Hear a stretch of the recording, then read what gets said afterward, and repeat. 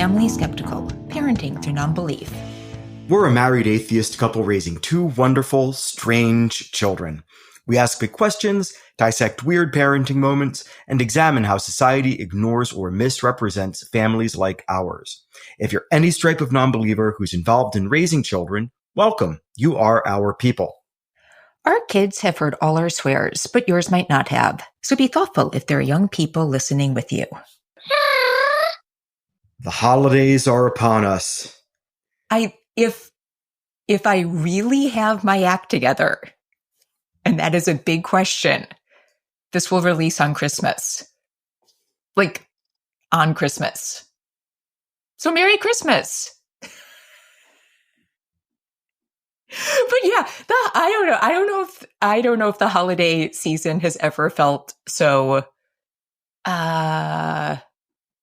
This Christmas we'll drop a new show. Hope it won't blow. I don't know if it's like that we just moved or that we have unexpected things happening with our house or that Thanksgiving was so late, but I mean, it feels like December was an afterthought. Yeah. It really feels like a mad dash to the finish line. More so what is the finish line? That's a good question. You know, like it's arbitrary, like a mad dash to January 1st, which on a cosmic scale matters not at all. Not at all. But yeah, all of my gifts to family will be late. That's not true. It's pretty true. I mean, not the family we're celebrating Christmas with. Right. Those will be on time. Yeah. So you can't say all. Okay. Well, all of the family that I typically have to send gifts to will be getting New Year's gifts, I feel. Then it'll be exciting for them to have surprises. Yeah.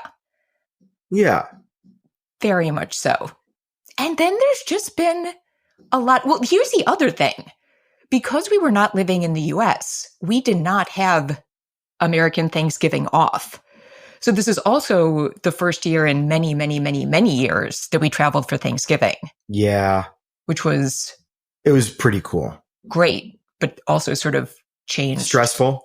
Yeah, how everything felt. Yeah. It's always nice seeing family, but it's pressure to get there on time, to do all the things, to satisfy all the social engagements. You know, holidays are, I don't want to sound like a jerk, but holidays in a sense are a performative act.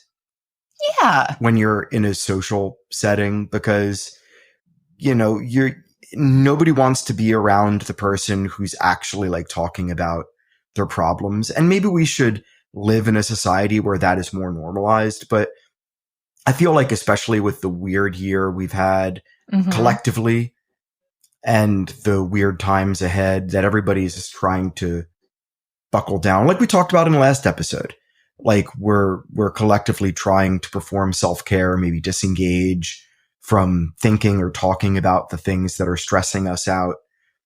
And as a result, like for somebody who's autistic, and I already like am coming to grips with how I've been essentially masking for as long as I can remember, having to now be aware of how I'm masking and then go into more social engagements with family where I then have to continue to mask. And, you know, it's a lot of pressure, and it's an extra job. It feels like a job sometimes. Though it is very wonderful seeing people. Yeah.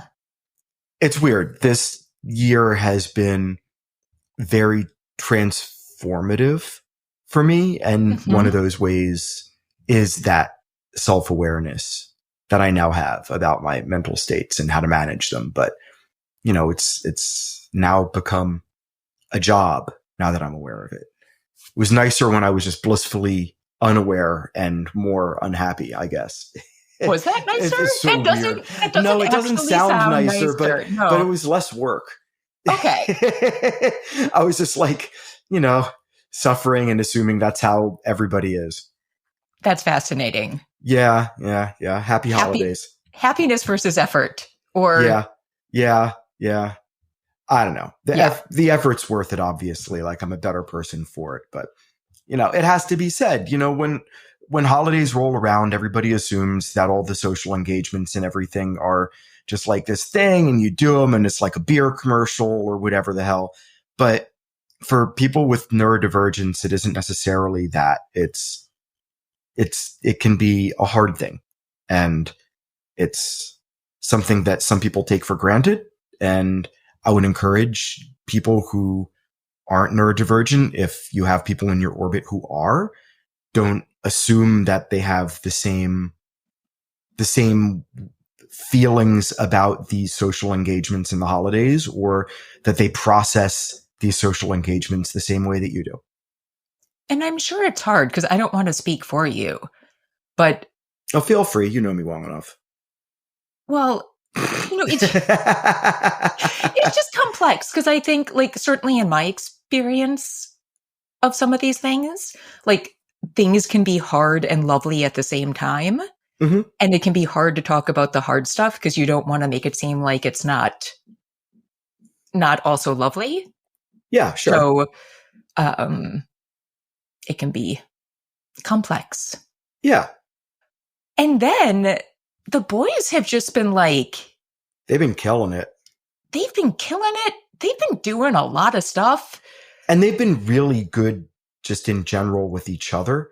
Yeah. Which has made the whole, like, all this that I'm talking about with the stress of the holidays, made it all so much more tolerable, at least for me. Well, and on top of everything, Reader also just turned 11. Yeah. And, good Lord. Speaking of their relationship, I think Go was as excited about some of his gifts as he was. Like, it was just so sweet to see him celebrating his brother. Yeah. Yeah. Totally. They really do have a wonderful relationship. We couldn't ask for more. Yeah. And though this birthday. So it was just like such a good indicator of where my brain is at, because, it just kind of became a tradition. So when they were young, it was always hard because, like, when one of them was getting a lot of gifts and the other one wasn't, that was kind of a hard dynamic when they were little. And so we started always getting like a brother present for birthdays, and that's sort of become a tradition, and I like it. But because of a lot of things, like, I did not think about it at all this year. And thankfully, Go was like, oh, I'm so looking forward to my little brother present. And I'm like, and he immediately... Funny thing. He immediately saw on my face and he's like, you forgot. And I'm like, but we will work this out. But I'm just so glad he did it early, because it would have sucked if he had really been expecting it on the day and it happened. So thank goodness. And he was very understanding that it would be late. And then one thing I love doing is when I just started like writing these little notes to them that I would leave on their doors for them to wake up to on their birthday. Mm-hmm. Completely forgot. Did not do it. Did it for the next day. Yeah. I'm like, this is fabulous. But one of the things I put on Reader's note this year is that I'm so proud of him for making such confident decisions about his life. Yeah. And one of those things is that last year he played a lot of basketball, like just on the playground with friends. Yeah. And, and we presented a lot of potential activities to him when we moved. And he was like, I want to do basketball. This is what I want to do. I want to prioritize it over all the other things. And he has been consistent in the effort and care that he has put towards that. And this past weekend, he had his first 2 games ever. Back to back, and got tired. But you went, I didn't go. It was... No, he like, to his credit, he pushed himself the entire time. In the first game, it's a rec league, so you do what you can with what you got. But we got there, We learned that due to unwritten rule of the league, his coach had to step down from coaching before the game started because the coach's kid was in the travel league for the same age group, and there's like some sort of conflict, and so the coach had to step down. And so they had a substitute coach who I really like, who I already knew from his sort of basketball camp a couple months back. Mm-hmm. And that coach is now going to be their coach moving forward. He's always there, which is great. I love consistency more than anything else. And then also, 5 people on the court for, a basketball team, right? They had 5 people show up. So there were no subs. Yeah. So he was out there in his first basketball game for all 4 quarters, no subs, just running his butt off. He definitely was the least experienced kid on the team, just from me talking to the other parents about their kids' experiences with the league and stuff. But he fought for rebounds. He made really great plays and assists. He actually made shots from the field. He had a really cool rebound, and he hustled all the way down to the other end of the court and made a layup. It was just like, I was so proud of him, not just because of all these things that he was doing physically, but also his attitude about it. He never complained.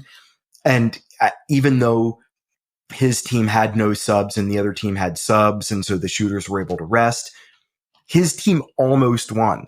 And he was so proud of losing by 2 points that I knew that he had made the right decision for himself, per what you just said a moment ago about him making these choices about what he wants to do with his time. And so I was very happy for him that he felt validated for his decision to pursue basketball, because it isn't obviously just when you win, you learn more from your losses, I think. And it's also cool because he really likes Michael Jordan. I don't know why. He's a 90s kid. There you go. But he really likes Michael Jordan. And ironically, his team was named, because he had no way of knowing this ahead of time. His team is the Bulls. And he was given the number 23 jersey. So there you go. Yeah. And then they won the second game. Yeah. By a wider margin than they lost the first. I was just so happy to see him feel fulfilled and to be engaged between the 2 games, watching one game of the 3rd and 4th graders and studying how they're playing, taking 10 or 15 minutes before his second game to go over with some of the kids and, warm up again. He just stayed in the zone the whole time. It was great. It was great to see. Yeah. He really putting his best foot forward. And just all from him, Yeah. I didn't have to push for any of this. No. And neither of us really cares about basketball. And it's just him. And it's so cool to see. Now, flip side, Go had a very hard time building up to doing swimming lessons. And this I am 100% for saying, because that kid has to know how to swim for safety reasons. Yeah, exactly. But over the last couple of weeks, he's sort of light bulbs have gone off in some of the things that were holding him back, as far as like getting his face in the water, managing his breath, that sort of confidence boosting stuff that's really necessary to really progress. Yeah. And he, in so doing, quickly went from just wanting to do the bare minimum to get us to stop him from going more. Basically, just fulfilling the bare minimum requirements for us as parents being satisfied with his safety, like you just said, right? Yeah. To now, he wants to go through the program fully, just like Reader just did. Oh, wow. He wants to keep going all the way to finish Pro 2 and to max out the program. Not necessarily keep going with the competitive team. Like Reader didn't want to do the competitive team. He wanted to do basketball, which is clearly not a bad choice. No. But Go went from not wanting to go to thinking that he couldn't do it, to me having to fight with him to do the thing, bribing, all this sort of nonsense that I'm sure a lot of parents out there have had to do with their kids in other activities, to him wanting to go, passing this past week, his first level finally. And then he'll probably race through the second level because he now has the confidence. This is the kid where it's binary. Yeah. He either thinks that he can't do it and makes excuses about not wanting to do it, about why he can't do it, this, that, or the other thing, or he is supremely confident to the point where it's almost hazardous to his health. So we're getting towards the other thing now, which, considering how many coaches and, lifeguards are on duty, probably is not the worst thing in the world. Yeah. But it's been fun to see on both sides. And, just so Go, when he didn't want to be doing it, we had so many conversations where he's like, I don't need it for safety. Yes. I am never going to want justifications. I am never going to want to go on a boat. I am never going to want, and I'm just like, you don't know that, but just the complete dedication to his argument. Well, in that sense, he's already a teenager. It's really funny. Yeah. He's a lawyer in the making. Oh, he shows no interest, but I just think he might be born for it. Well, with his sense of justice, he really should go work for the ACLU. Oh, yeah. Yeah.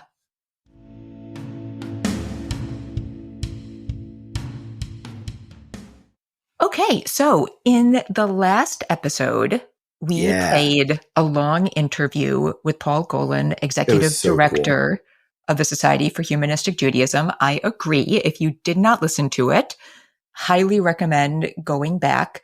But I wanted to play a little bit more from that interview that I wasn't able to fit in, which is basically me just asking Paul if I'm doing this whole secular Judaism thing wrong. Yeah, I can't ask him that because, it would have to be yes, because I'm not Jewish. So, but I really appreciated him giving me some feedback. And if you enjoyed this little bit and didn't listen to the other one, go check it out because there's a lot more on all of these topics. And and I sound real weird because I had all of the technical issues during that interview, but I still think it's a fun conversation. So please enjoy. So you were talking about what it means to be Jewish, and I have to you have to help me on my life now. So I sent the episode to you, but Karen Feeding recently had an episode about what it sort of means to be a Jew in the world right now. And one of the things I thought was most interesting about that episode is how much sort of secular Judaism was talked about without being talked about. And their guest was just like a listener. She's a Jewish woman who is a psychologist and just kind of came on. But one of the things she said is, since Judaism is an ethno-religion and not just a religion, there's no way to be Jewish without a religion. If we try to retain a cultural way to be Jewish, yes, bagels are amazing, but they're not enough. And I really it felt like this huge challenge when I heard it, because we just had an episode on indoctrination, and I'm not trying to make my kids into atheists. If that's the way it goes, it's great. Interestingly, I have wanted them to experience enough Judaism, because if they're not going to be atheists, I really want Reform Judaism on the table. That is something I've very specifically done. But we came from a place that had no Jews. And I didn't realize how much I had always been in a place with lots of Jews. And it felt very strange being in a place with no Jews. And now we're in a place with lots of Jews again. And I'm like, great, because I actually don't want to be going to synagogue. I don't care about the religious traditions that much. I love the plagues. I love the story of Esther. My mom does a lot of that stuff with them. But I was like, now they can be Jews like I was a Jew. Like, just lots of Jewish friends. Like, you go to your friend's bar and bat mitzvahs. Everybody feeds you a lot. Like, that was actually what mattered to me. But then listening to her, I'm like, but is that Jewish? And like, that's just one side of Jewish culture. So you were so inclusive. I'm just like really curious because I'm trying to figure out what it all means to me in this moment of like having this secular Jewish family where I'm not a particularly good Jew and don't even know much about it. So, well, will your kids know that you don't believe though? Oh yeah, they okay. already know. Yeah. Right. Okay. I strongly disagree with what she's saying, and more importantly, I feel the worst thing that Jews do to other Jews is tell them that they're not Jewish enough. And this goes all the way down the line. The Orthodox don't accept conservative rabbis, all the way down to, Reform people who I'm presuming this person was actually, a Reform Jew telling secular Jews that they're not Jewish. Like, it goes all the way down the line. And whoever says it, I promise you, I can go find a Jewish person to tell them that they're not doing it right, that they're doing it wrong. And it is so destructive. And like I talked about people who have been turned off and turned away from the Jewish community. And this is such a big factor, that you are doing it wrong. Oh, it's not just, you married someone who's not Jewish. That's beyond the pale of being Jew, right? It's 100 little things. Just having bagels and reading the Times on Sunday morning. That's like the New York Jewish stereotype, and that's not going to last, and blah, blah, blah. I am, as I said, at least third generation Jewish atheist, right? You don't need to believe in God to be Jewish. Put everything off the table, right? And so again, I would go back to the definition that we have on our website, which I think is very inclusive. And it is basically, do you identify with one or more of these aspects, whether it's Jewish culture, identity, history, peoplehood? It's absurd for us as less than 1% of the global population to start parsing out who's in and who's out. It's not like if we don't maintain these strong walls, all of a sudden everyone will want to be Jewish. If it's not your fear, let me quickly dispel you of that. We are not worried about people barging down the door to be Jewish. And again, like, people will point to like the absurdities. I get they're very worried people about Messianic Judaism, right? Jews for Jesus. And by the way, the Messianic Judaism is diverse. So there are groups like Jews for Jesus that are purposely trying to convert Jews to Christianity, which I find to be anti-Semitic. And then there are Messianic Jews who are just doing their own thing, which I find to be confused. But it's not for me, but I have gone through a process myself personally where that doesn't offend me. It does offend me if anyone is trying to convert me because they think I don't have the truth and they do as far as religion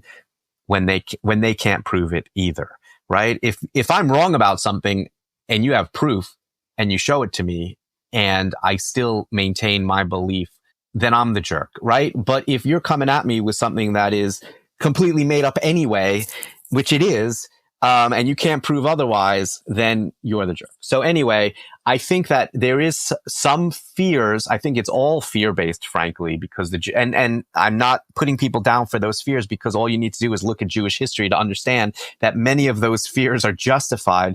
But I think even with the increase in anti-Semitism over the last couple of years, we're in a place now.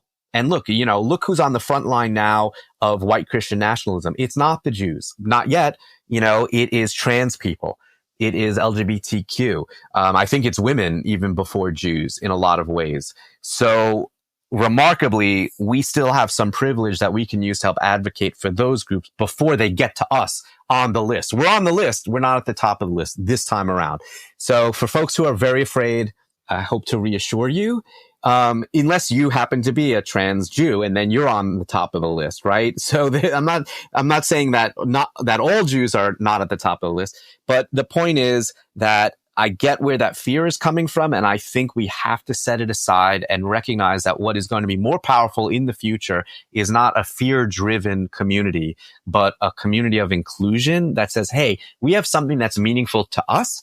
If you find it meaningful, we'd love to share it with you. Period. No strings attached. No, you must first remove a piece of your penis, which is, the entry point for parts of our Jewish community. Now, I would also add, for those communities, if that's the price of entry, go for it, right? I think that, again, in fundamentalism, which in Judaism is ultra-orthodoxy, people will go through those hoops because they want that. And that's fine. Everyone gets to pick what their gate is that they're going to gatekeep. But this woman was gatekeeping for all of Judaism, and you don't get to do that. Our Judaism is valid. You can gatekeep for your Judaism. But if she's coming from Reform Judaism, I hate to tell her, but she needs to look around at other Reform Jews, most of whom would say, I never go to synagogue more than 3 times a year. I'm happy just eating bagels as an expression of my Jewish identity. I celebrate Christmas with my relatives from other backgrounds, and I'm still as Jewish as you.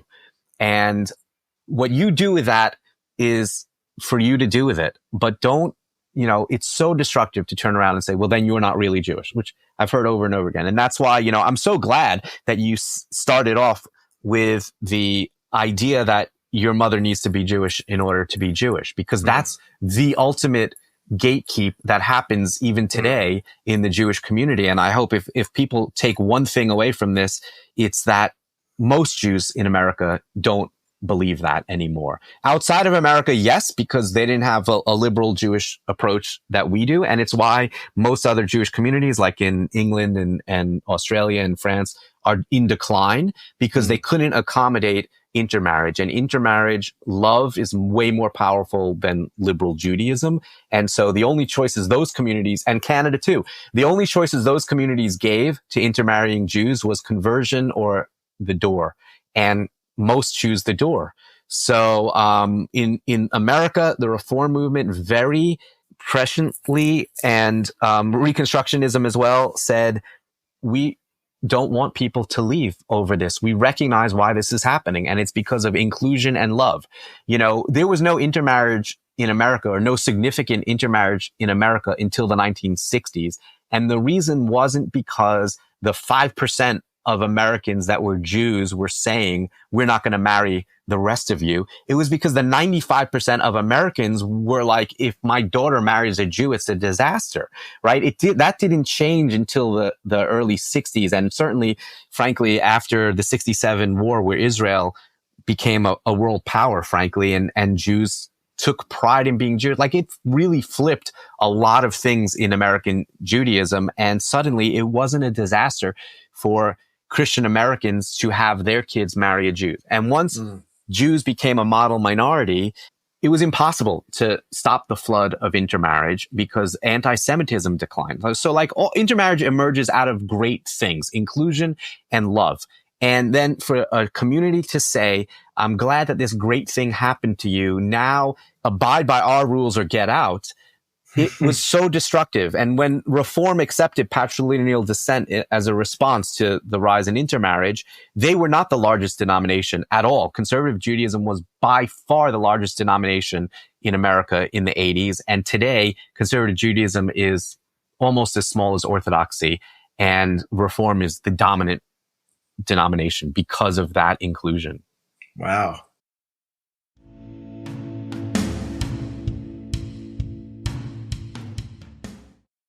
I want to talk about something. It sort of all fits together in my brain, but who knows if it'll make any sense to anyone else. But I've been kind of thinking about it because we went on One Bad Mother, and I have said many times, I think on the podcast, this podcast would not exist if One Bad Mother did not exist. That podcast was profoundly influential for me.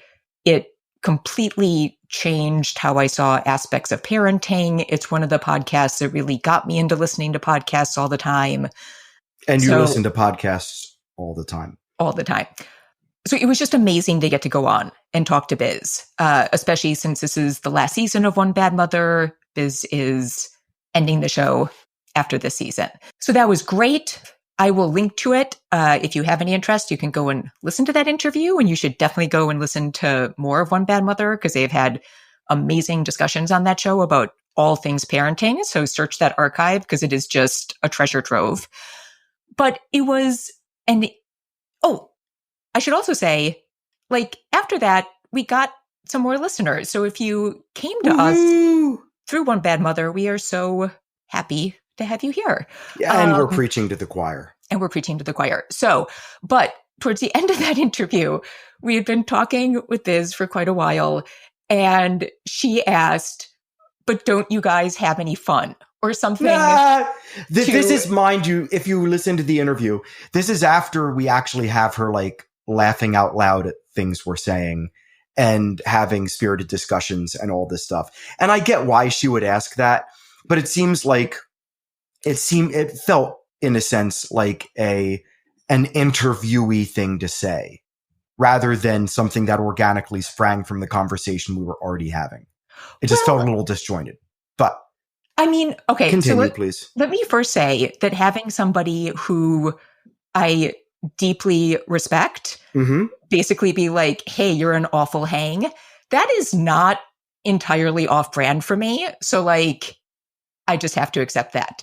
I wouldn't say okay. It's okay, not, fine. She is in a sense totally correct. It is not the first time it's happened. So just putting that out there. But it was one of those questions. One, it made me realize as we do more interviews, and it's something we really want to do because given everything happening in the world, I think it is important to have more secular voices in more mainstream areas. It made me profoundly aware that like we need to get better at it if we're going to be doing that. But it was one of those questions where I was like, oh, wow, I did not expect that feedback. And I had to think about it, and I have some thoughts. And then when we were home for Thanksgiving, I was talking with my dad's amazing partner, and something related to Christmas came up. And she said, what are you guys doing with all this Christmas stuff? You're atheists, which is weird because so is she. And she's enjoyed Christmas for many, many years. But to me, it was like sort of all the same question. And given that the show was going to drop on or hopefully very near Christmas, I just kind of wanted to talk about it. So sure. I think from Biz's perspective, I mean, she's somebody who like loves thinking about ghosts and like other things. So I think it was sort of, isn't it not fun having to tell your kids that all of these things aren't real, you know? Okay. Aren't you always having to poo-poo the magical and imaginary and potentially made up? At least that's kind of how I took it. Okay. And I'll tell you how I took it in a second. Okay. So to that, I kind of have two thoughts. So one, there are lots of secular folks who find like a lot of meaning in, you know, science and like the universe and all of that stuff. And I am not really one of those people, I would say. But the first thing I thought about, we've talked about Forrest Valkai before. Yeah. And we talked about the fact that you got me a t-shirt from his shop that says, I'm proud of snails. Uh-huh. And it's one of the shirts I wear the most. And that came from him talking about snails. And can you explain the snail with the metal shell? Yeah, there's a snail, a sea snail, that lives down by volcanic vents where, you know, there's like a lot of metals coming up from the mantle. And they use metals, I think it's iron, right? To maybe it's multiples to make their shells. So they're volcanic snails that live in, they're extremophiles because of that. I think that's how you would classify them. I mean, like they live down there doing the thing. And they're so badass that they're like, all right, I see you magma flow. I'm going to make a shell out of you. And so their shells are like metal. like literally like metal. It's so cool. And so I hear things like that, and I like made up stories a lot, but like that is cooler than a half the made up stuff I've heard. Like that shouldn't even exist. That is wild. That is another reason that I think the Bible and other religious texts are bunk. Because like if there's a God that made a world with snails with metal shells, they would drop that information. You know what I mean? Like they'd be talking about something else and be like, by the way, there's a snail. Hear me out. It's literally called the volcano snail, and it lives in the Indian Ocean. Yeah. So like they can withstand temperatures up to 400 degrees Celsius, not Fahrenheit, Celsius. There you go. So we are proud of snails. And like our new hometown has a really cool zoo, and we visited when we came here to kind of check it out even before we moved in. And like there was this random fish tank, and it had 3 varieties of fish that I had just never seen before.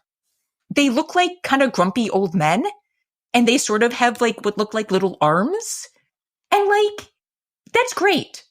I am, almost 45, and like there are fish that I just never knew existed that look real funny. I just find so much in the world that is like hilarious and wonderful. So to me, that is kind of the side of like, it's more fun paying attention to real things and made up things. Because there's like, when you start paying attention to, and I know like you get into all the weird like black hole stuff. I mean, the universe is just like a wild, wild place when you start looking at it. And I think that's real fun.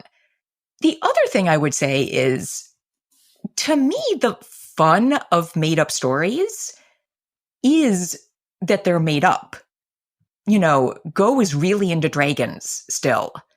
And I think it's kind of wonderful that we have all these stories of dragons from different cultures, that different societies came to similar myths and like took from each other's myths and have so many ways to tell it. And when we talk about those stories, sometimes it's like, Go will be like, but can they do this?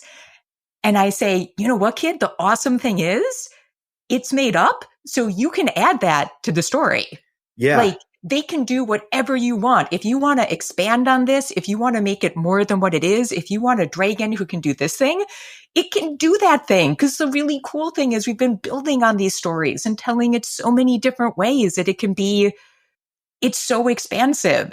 And I don't find like knowing that it's made up doesn't make it less wonderful to me. Mm-hmm. I am still so enthralled with those stories. I love his dragon books that like show all the different kinds, looking at them, thinking about the ones we like the most. We started reading the Wings of Fire books. I really like those, like a cool telling of the dragon story that kind of reimagines dragon's relationship to man and has like a war among the dragons. I mean, and so I'm like, I get all the joy from that. And I don't need dragons to be real for that to be a hell of a lot of fun. Yeah. I mean, we're a Star Trek family. Like when Biz asked, are you any fun? We talked about, how much we value storytelling. Mm-hmm. And as a Star Trek family, we think about the awe and wonder at what the universe could and does hold. We think about all the ways that we're connected as sentient creatures. We think about all the struggles we had to survive in order to get to where we are. Like there is something completely fun about seeing your kids grow and teaching them to ask questions, helping them learn how their own minds work and how to best utilize them. Right. And for my money, when she said when she challenged us, like, are you any fun?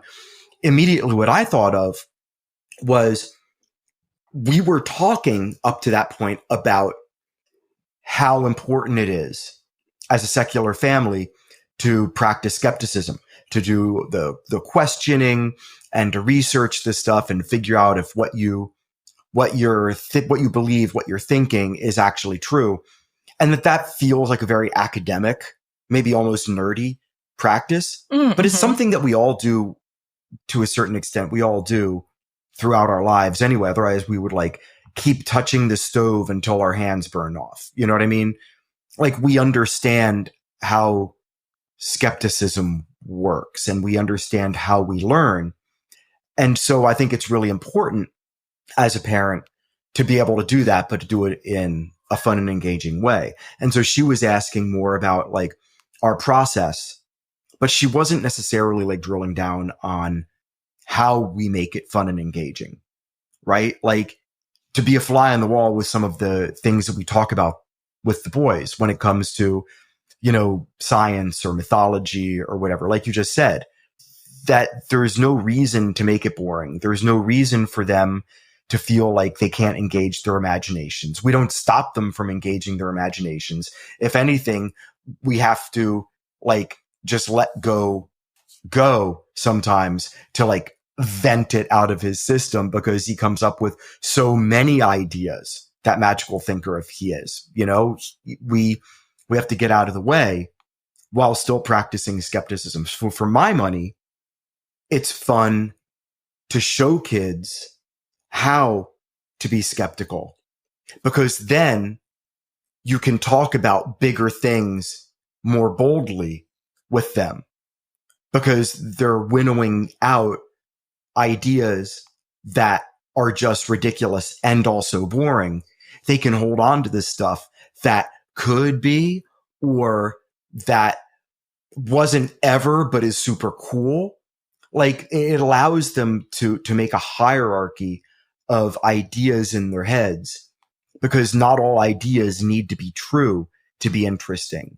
And so for somebody like Go, who loves myths and myth making, that I think he really, and I don't have to think, he's told us he really loves how myths are a product of how people live with each other and how we tried to explain things in the past, and how the idea of all of these like cosmic origin myths, be it the Greek or the Norse or the Egyptians, so cool with the egg and the crazy stuff. But those aren't made any less wondrous or cool or incredible just because we know they didn't actually happen. We can frame them in the proper context. And you do that better with skepticism because you can test it, be like, oh, it's not true, but it's still cool. Mm-hmm. So us being skeptical doesn't make a Heisenberg compensator, which is a completely made up gizmo in a transporter that lets people be reconstituted as they are in a new place through a transporter beam, which is completely ludicrous to think about, but it allows it to happen. And it's this magical gizmo. And they just invented it to make it work, to get around the science of it. But there it is. And so you suspend disbelief. Like, she didn't ask that side of it. Like, not, are you fun? The better question that she should have asked would be, how do you make skepticism fun? Mm-hmm. I think. Because it was right there in the conversation we already had, the answer to that question. But I just thought it was really interesting when she said it, because I immediately got defensive. But then I said, wait, this is exactly why we have this show, is because it is fun to to teach kids skepticism. It is fun to be a secular parent where you're not limiting your kid to one set of beliefs. You're allowing your kid to sort of try on new hats. You know, that variety, I think, really is the spice of life. Yeah. And then it made me think about Christmas, because like, we love Christmas as a family. Well, that's what your dad's partner was talking about, you know, because I brought up Christmas movies. Like, we have to make a list of Christmas movies. And she immediately was like, but aren't you atheists? I'm like, and what was my answer? Do you remember? No. It was A Christmas Carol. Yeah. Like, the best representation of what everybody agrees is the Christmas spirit, regardless of whether or not you're religious. We agree that the Christmas spirit is that joy and fellowship, that camaraderie, the generosity, looking out for the people in your community. Yeah. That is the story that encapsulates all of that. And it's a completely secular story. You know, like there is, like, the most religion you get out of it is when Bob Cratchit is talking about how he went to church with Tiny Tim and talking about, talking about Jesus in the sermon and lame beggars walking and blind men seeing, and, Tiny Tim saying, God bless us, everyone. But Scrooge's resolution isn't made through Scrooge going to church. No. Scrooge's resolution is made through Scrooge being confronted by his past and his present and his future. Yeah, it's a story of empathy. Yeah. And you don't need religion for that. That has been made abundantly clear. It's a very humanistic story. Yeah, which is why I thought, as an atheist herself, I thought it was really interesting that she wouldn't have already known the answer that I was going to give. And, we've read the Christmas Story with the boys, and we talk about how we believe that's just a story. Yeah. But yeah, I mean, growing up, your family has a tradition of watching a lot of the different tellings of A Christmas Carol. The correct answer is all. All. Yes, all. And it is not a number. It is all. It is a set. and that was not a big part of my tradition. And it's something I've really fallen in love with since. Really? Yeah. Oh, okay. yeah. All right. I hadn't seen a lot of them. It was, it just Which wasn't. one's your favorite? Because we really haven't seen even half of the ones that are out there. I know. How about this? Who's your favorite Scrooge out of the ones we've seen? That's not fair. Why? Well, because A Muppet Christmas Carol is wonderful, and sure. But the Albert Finney one is also right. amazing. But who's your favorite Scrooge? I don't know. Is it like you can't pick, like, any given day you'll have a different Scrooge favorite or whatever? Yeah, I want all of them. That's fine. But Albert Finney is so incredible that he was like 30. I know. When he was Scrooge. And like flashback Albert Finney with Fezziwig is real Albert Finney, and everything else you see is Albert Finney in makeup. Well, and so that one's a musical. Yeah.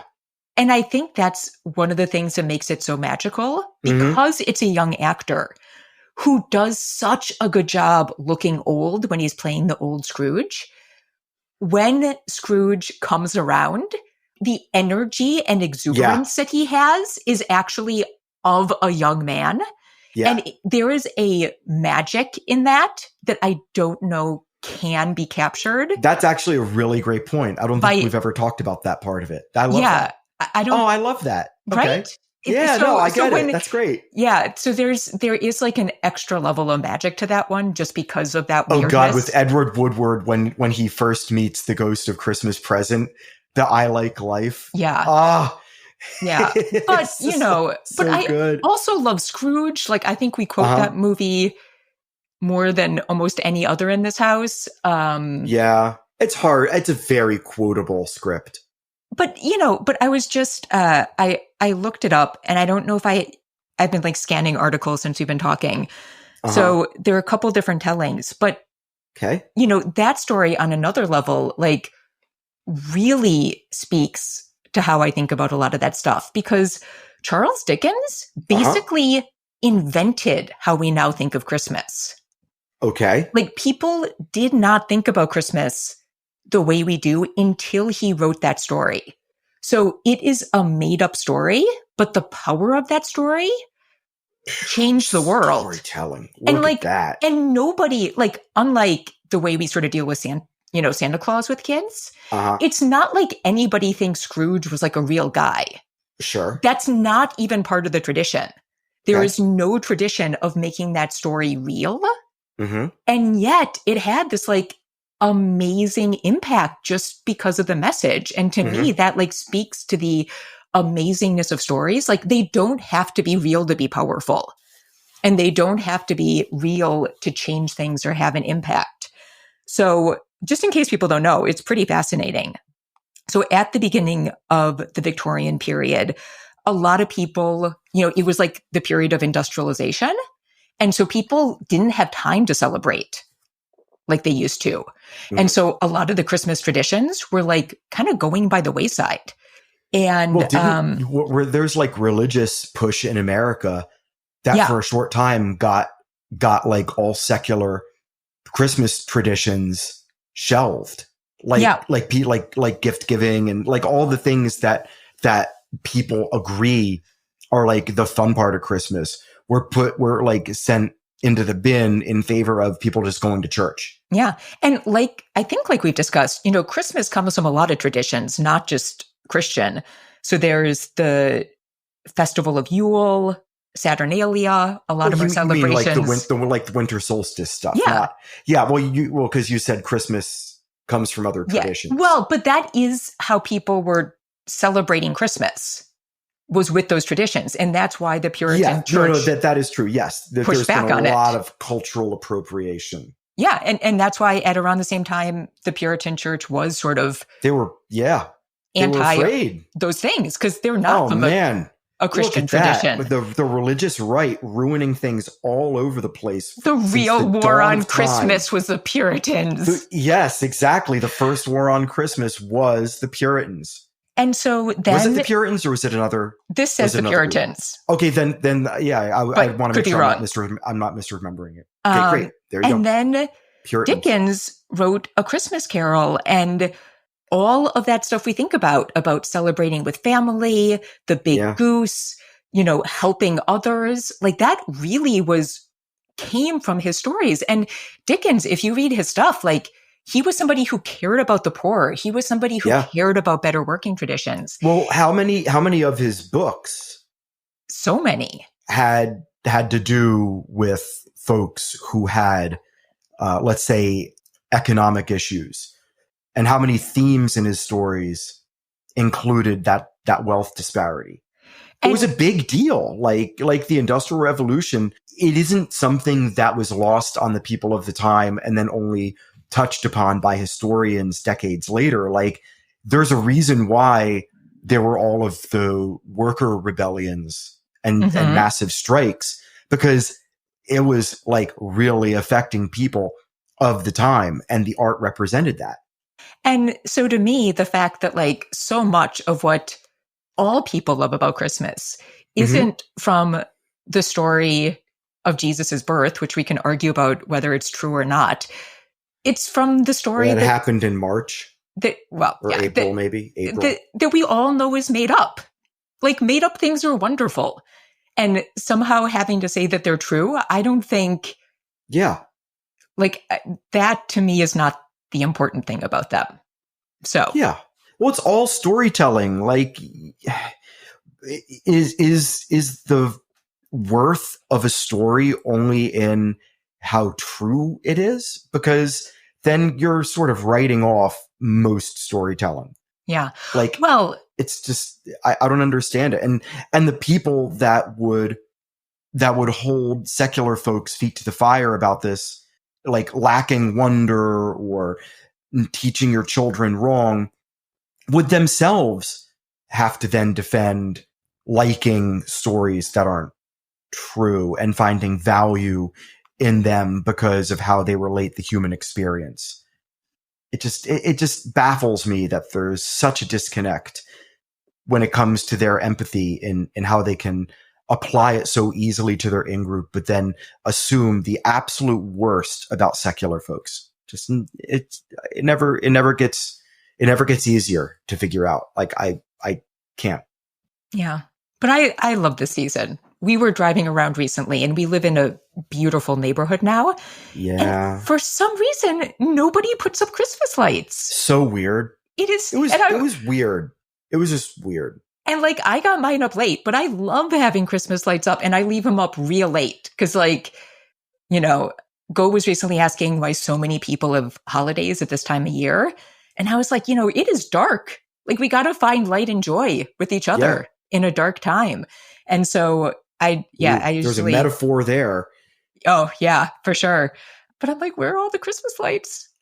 I love it. I get it. There are a lot of Jews in our neighborhood. I'm not putting expectations on them, but I see a lot of houses with Christmas trees in the windows with no lights outside. It was like weird on a Brett Kavanaugh confirmation hearing level of weird. Yeah. Like it was really like, what am I watching?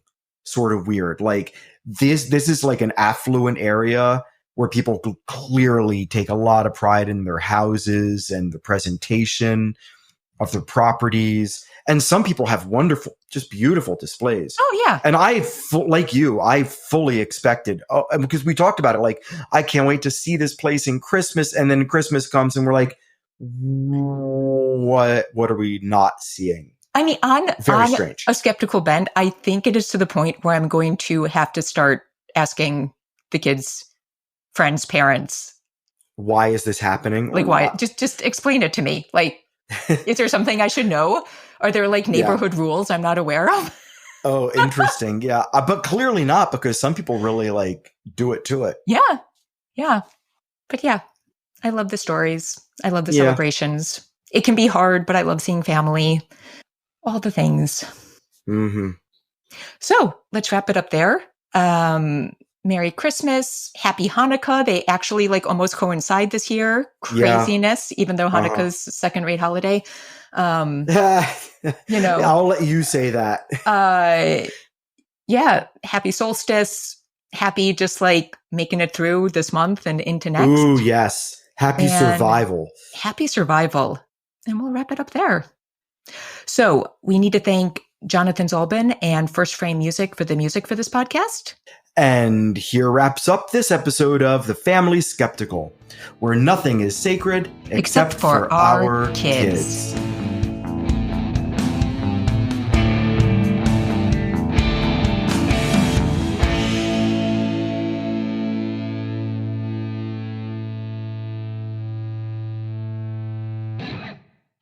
I do not hear hammering. Now it's back. Wait. Now it's off. Because it's somebody doing a job. I don't hear anything. I know, because they're not doing it right now. Okay. Are your headphones on or off? I took them off. Now they're on. Okay, whatever. Who cares? Took them off to listen. I'm going to tuck my computer in at my feet, and then we can start. Fine. Great. Speaking of weird background noises. Yeah. I just hope it doesn't come in on... He cannot be worse than the sound issues we've already had. Could you please hold the goddamn hammering, please? Could you please, for the love of God and your own bodies, hold the goddamn hammering? I had my headphones off, but I could still hear you. Good.